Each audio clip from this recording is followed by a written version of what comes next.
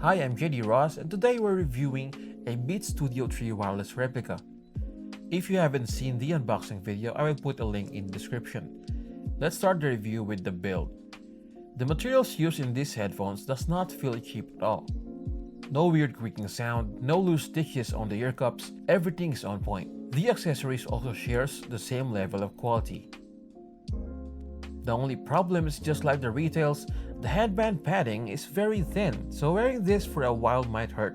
Though the ear cups are really soft, the clamping feeling is also there. It's as if someone is trying to squeeze my head, so I had to take it off very often. The controls is quite simple. On the left side, you can press the Beats logo once to play or pause your music, or to answer calls. Press twice for the next track, press 3 times for the previous track, press the lower part of the ring for volume down and upper part for volume up, and hold the button to activate your desired assistants such as Siri or Google Assistant. On the right side, we have the power button. For pairing mode, just hold for 3 seconds while it is turned off and wait for the lights to blink. Unfortunately, this does not have active noise cancellation, so clicking the power button twice does not do anything. I've been using this for the past 3 days for about 2 hours a day at max volume. So far, I've only managed to use up 20% of the battery. I'd say it's a decent battery life for a replica. The only thing I did not like is the battery indicator seemed to only update for every 20% instead of updating the indicator for every 1% decrease.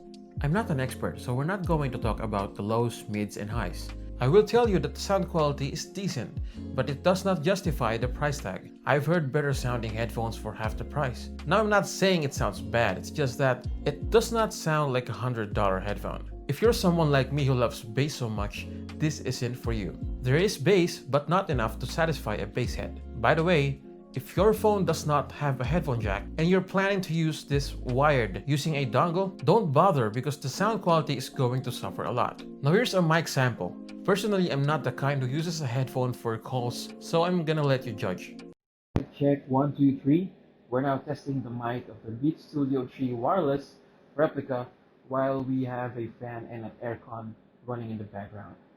Connecting this to an Apple device is easy. You just put it in pairing mode, then click connect. That's it. On Android, the pairing process is just like every other Bluetooth headphones. The Bluetooth version of this headphone is not indicated on the website, but upon testing, the connection does not disconnect even if I'm at the garage and the phone is inside my room, which is on the other side of the house. For reference, here's a video of the test.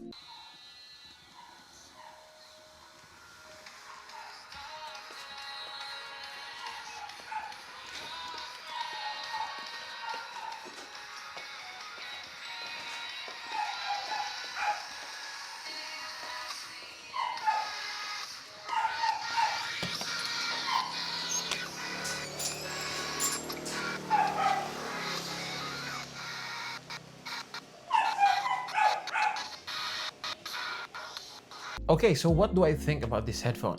I bought this for $95.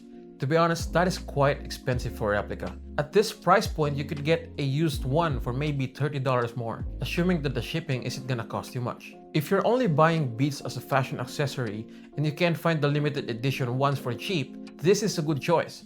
But if you're looking for a great sound quality, you might want to look somewhere else. So that wraps up our review. If you liked the video, don't forget to like, subscribe, and hit the bell icon so you'll be notified when I have a new upload. Once again, I'm JD Ross. Thank you for watching and see you on the next video.